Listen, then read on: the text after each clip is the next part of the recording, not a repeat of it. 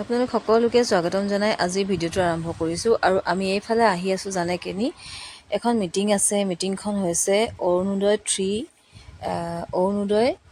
3 মানে 3 নম্বৰ বাৰ এয়া অৰুণোদয়ৰ বাবে হিমন্ত বিশ্ব শৰ্মা ডাঙৰীয়াই এখন মিটিং আহ্বান কৰাইছে।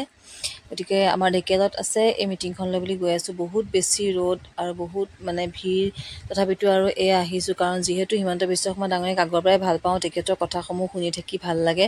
গতিকে যদিও মই নিজেই চৰকাৰী এখন ঘৰ নাই পোৱা, তেখেতক ৰজালা পথাৰত মই লগ কৰিবলৈ গৈ এখন হাতে হাতে দৰখাস্ত দিছিলোঁ। সেইটোৰো মই একো নাপালোঁ। তথাপিতোচোন তেখেতৰ এখনো মিটিং মই এৰিব নোৱাৰোঁ। তেখেতৰ কথাখিনি শুনি থাকিলে অন্য মই বিশেষ চৰকাৰী বস্তু সুবিধা যিমান বা পাওঁ নাপাওঁ, কিন্তু তেখেতৰ কথাখিনিৰ পৰা মই অকণমান যেন জ্ঞান পাওঁ। সেইবাবে মই য'ত তেখেতৰ কথা অলপ শুনিবলৈ পাওঁ, তেখেতৰ তাত মই থাকিবলৈ মন যায়। গতিকে শুনোচোন আহক কি কয় তেখেতে। অৰুণোদয় 3 এয়া চাওক, এয়া অৰুণোদয় 3 এয়া আৰম্ভ কৰিছে।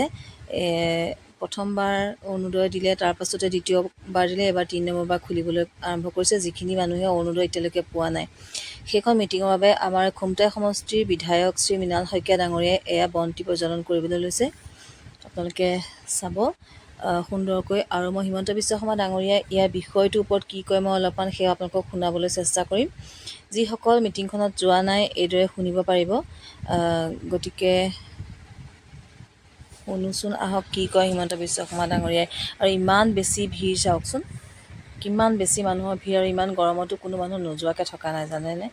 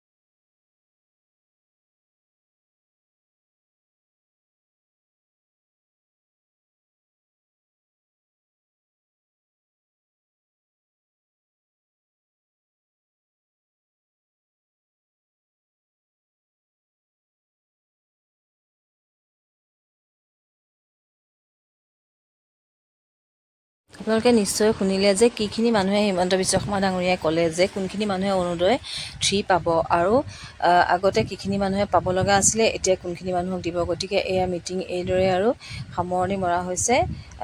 শ্বহীদ জিন্তু গগৈৰ পিতৃ আহিছে, পিতৃদেৱক এয়া তাতে দেখিব আপোনালোকে। গতিকে ভাল লাগিলে, অকণমান সময় কষ্ট হ'ল যদিও এনেকুৱা এটা পৰিৱেশত গৈ ভাল লাগে, আৰু মই সময় সুবিধা সকলো ফালৰ পৰা পালে মই এইদৰে যাওঁ।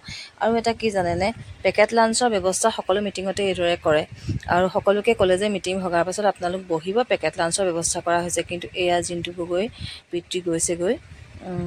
তাৰপাছত চাব দেই, আমি বহি আছোঁ মানুহবোৰ, ইয়াত দিবলৈ অহা নাই, কিন্তু গাড়ীত যিখিনি পেকেট লাঞ্চ এনেকৈ ৰখা হৈছে চাওক, মানুহখিনি এইদৰেনো বাৰু দিব লাগেনে? কোনো ডাঙৰ মানুহৰ যেন সৰু ল'ৰা ছোৱালীও আজিকালি এনেকুৱা ডিচিপ্লিনবোৰ চিনি পায় জানে। গতিকে এইদৰে এতিয়াও তাৰমানে ডাঙৰ মানুহে এইদৰে হাত পাতি পাতি ল'ব লগা হৈছে, আৰু ইয়াত বহি থকাখিনি এইদৰে আছে। এই ডিচিপ্লিনখিনি কিন্তু কৰিব জনা নাই, আৰু সেই গাড়ীৰ ব্যৱস্থাখিনি গাড়ীৰ পৰাই এইদৰে দি থকাৰ কাৰণে মানুহখিনিও তাতেই হাত পাতি পাতি লৈ আছে, আৰু ইয়াত বহি থকাখিনি বহিয়েই আছে। এই ব্যৱস্থাবোৰে চিজিল হোৱা নাই। যিমানখিনি মিটিঙত গৈছোঁ আজিলৈকে এই বস্তুখিনি কিন্তু এনেকুৱাকৈ দেখিছোঁ। ঠেলা হেঁচা পেকেট লাঞ্চৰ কথা কৈ দিয়ে, ৰাখি দিয়ে, মানুহখিনি বহি থকাখিনি বহি থকাতেই থাকে, আৰু যিখিনি আনিবলৈ যায় হেঁচা ঠেলা কৰি কোনোবাই 2-3টা পেকেট লয়। এইবিলাক আচলতে নিয়মৰ ভিতৰত পৰে জানো বাৰু, আপোনালোকে কওকচোন। বহি থাকোঁতেই দিবহি লাগে নহয় জানো, এটা এটাকৈ। গতিকে ইমানেই আছিল আজি ভিডিঅ'টো।